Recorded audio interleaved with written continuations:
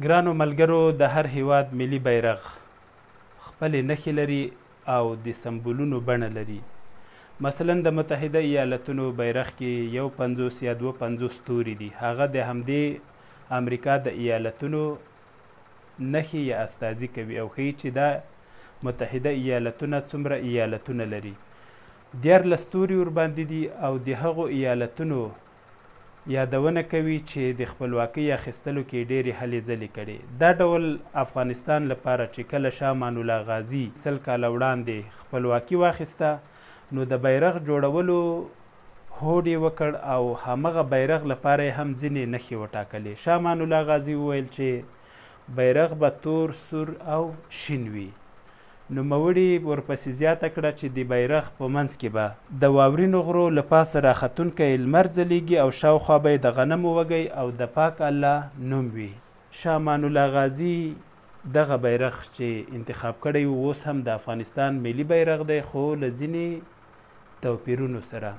رنګ یې همغه دی، مثلا تور دی، سور دی او شین دی.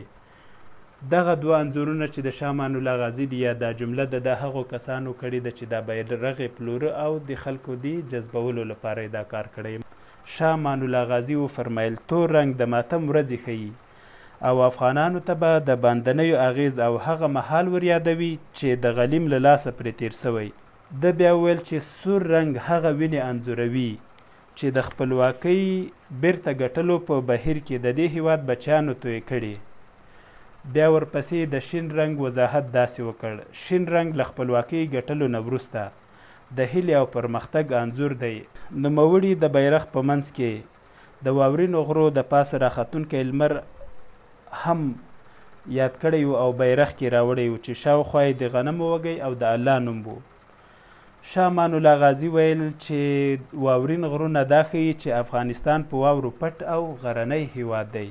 دغه پرمختیا پال مشر پسې زیاته کړه. ختونکی لمر د افغانانو پرمختګ ښیي او هیله پیدا کوي چې ګران هیواد به نور له تیارو نه په امن وي. نوموړي ویل د غنمو وږی هغه وږی انځوروي چې په کندهار شیر سرخ بابا زیارت کې د پیر صابر شاه لخوا د لوی احمد شاه بابا په پګړۍ کې ایښودل شوی و او لوی بابا د تاج په توګه منلی و. شاه امان الله غازي ویل د الله نوم د هغه د خدایي او زموږ پر بندګۍ اعتراف کوي. نو دا و زموږ او ستاسو د بیرغ رنګونه او نښې چې شاه امان الله غازي ورته غوره کړي وو. تل دې دا بیرغ ځلاند او رپاند وي.